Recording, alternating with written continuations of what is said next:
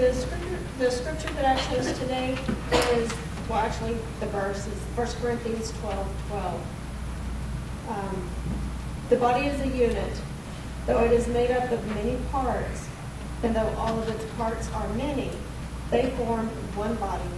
So it is with Christ. The title of my sermon is A New Mindset in Church.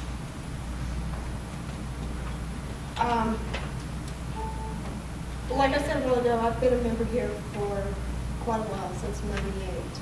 I did leave for a little short time after my divorce, pretty much because I felt uncomfortable with the way the members, well, some members treated me. And it took me quite a while to get back to where I could come back.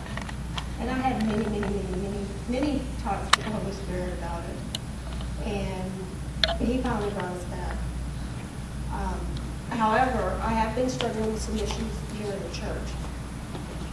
Specifically, the lack of initiative on some parts, following through with commitments. There's a lot of people that have been grumbling within the congregation. And we as a congregation need to stand together and not grumble, because that takes away from our mission, which is to bring others to Christ. It's very difficult for the unchurched to feel that they belong here, or that we as a church are any different than any other that are ministry. And last Sunday during our church council, during breakfast, I brought it up and was told, well, that's their problem. That bugged me all day. And I had to think about it and pray about it. If that is the persona that we're putting off to people, well, that's your problem because you don't want to be here. What's to say God doesn't tell us, well, that's our problem. We don't need the forgiveness. How are we going to bring somebody in? I've also been reading one of our lady books on changing our mindset. And there was a list of several that hit on everything that we're struggling with right now. One of the old mindsets is the pastor is called by God to be a minister. I don't remember when they're talking about the gifts that it says he's the only minister. So the new mindset is every Christian, every one of us in this room is called to be a minister. Since each of us is called to be a minister, we shouldn't assume that Pastor Hill's going to do everything here either. He is only one person. He can only do so much. There's absolutely no way that he can do everything here at the church. And occasionally things fall through the cracks, like insurance on the van or flooding of the offices because we haven't kept up the roof. But if we continue to depend on him, it's not going to get done. Each of us has a different gift, and we're supposed to use our gifts to further the kingdom of God. And if we don't use them, God can and will sometimes take our gifts away.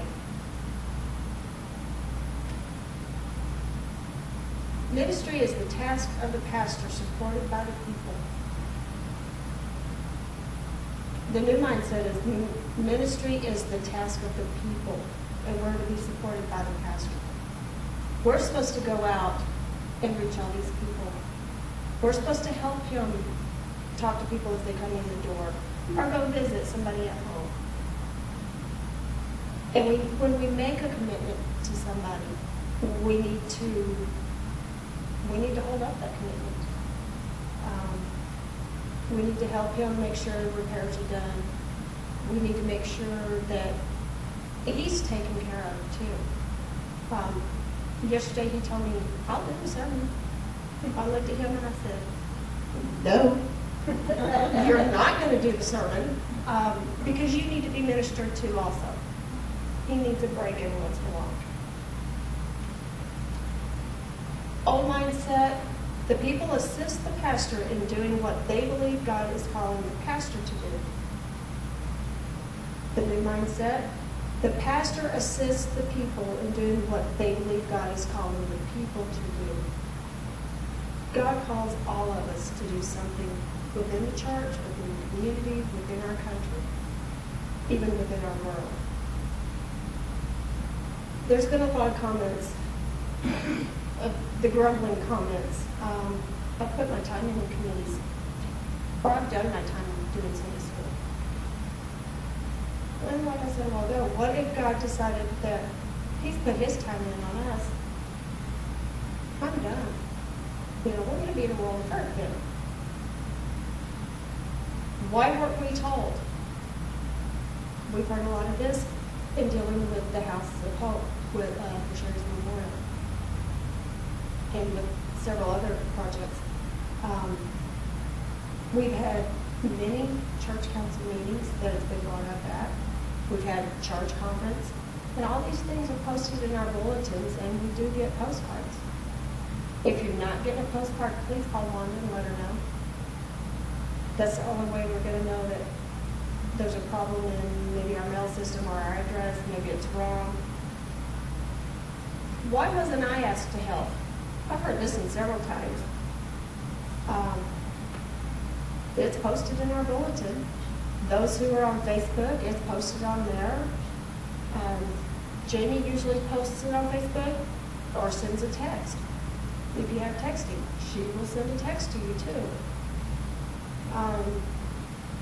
If somebody asked you if you can help, don't say yes and then not show up. If you're going to say yes, show up and help, please. If you're not, then let us know. No, I can't. But is there something I can bring? I can drop something off early. Or I can take something to somebody. When people don't show up, it causes a lot of anxiety for those who are running that project. Prime example is the Navajo Taco. There was certain families that were here, that are usually here, and it got very, like he said, very exhausting. We ran all over the building, we ran to the store 4 or 5 times, went and delivered plates. But it's just, we need everybody.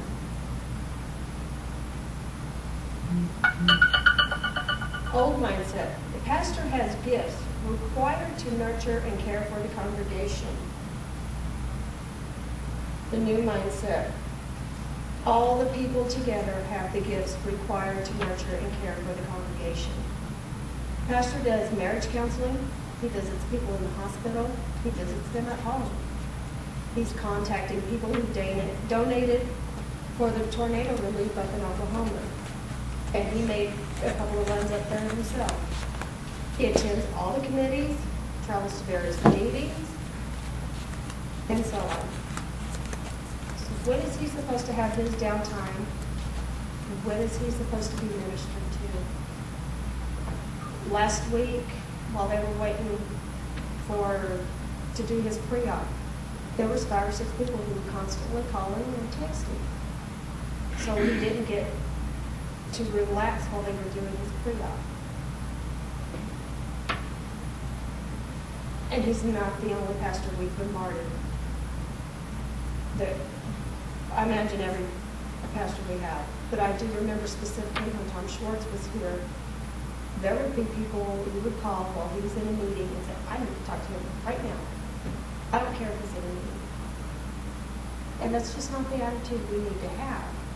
We need to just say, hey, leave a message and he can get back with me later. The pastor bears the burden of the ministry. The people hold the pastor up in prayer.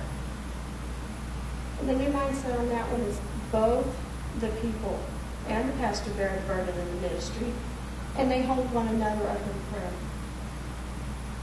We as a congregation can assist the pastor in handling some if not a whole handful of issues that arise. If we don't assist him, he's going to burn out. And he gets frustrated.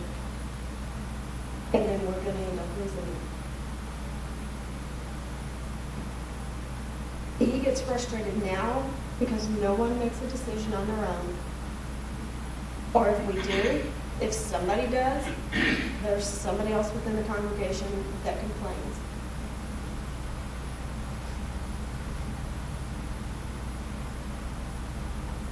For our special projects like the Navajo Taco Sale, the Cherry Berry fundraiser, and so on, it's always the same families that do everything. Those few are going to get tired and burned out, and then we're not going to have anybody to do the fundraisers. The excuse, well, I didn't know, to me shows a lack of concern and caring, because it is brought up multiple times. Announcements are made every Sunday, and again, the texts and Facebook and postcards are sent out, and even emails. Old mindset. Pastor is accountable to God and the members for doing the ministry. Lay people who serve are accountable to the pastor. The new mindset.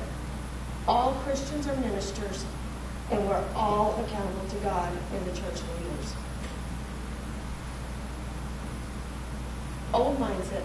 Seminaries are to educate and train certain called people to the ministry.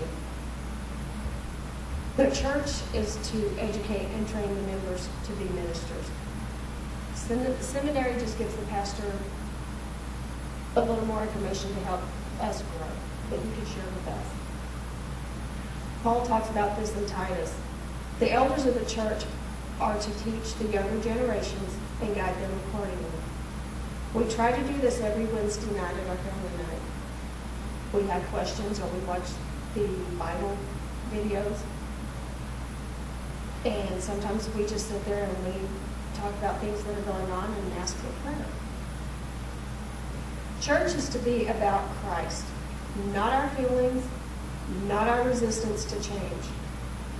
The church has to change and be brought into the 21st century for us to grow, or we're going to keep losing people.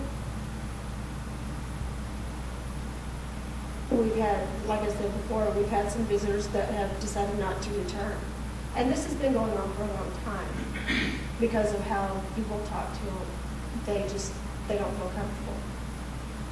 And if we're not careful and diligent about God's word, St. Paul's will be one of the churches that closes within the next 2, 5, or 10 years. Church isn't going to run on personal preference, and we shouldn't expect it to. Don't come just for the music. Don't come just to be center of attention.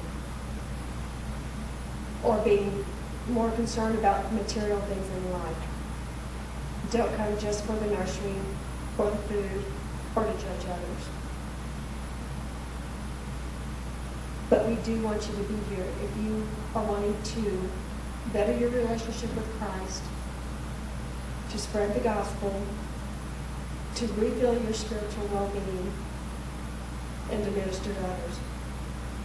Our church will run appropriately if we keep it Christ-centered. If you're not on a committee, contact Pastor Hill or Bob Whitaker or me, and we will get you plugged in. If you have a question or if you have ideas, get a hold of somebody and let us know. For a while at the beginning of this year, we had anywhere from 20 to 30 people come to church conference or church council every month. Right now, there's probably about 8 that show up. And those 8 are usually the ones who make the decisions. But we need everybody's input so that we can grow. And our mission statement is to develop a Christ-centered community to serve all people. We're not as concerned about those, your friends, well, our friends who are Christians but not going to church.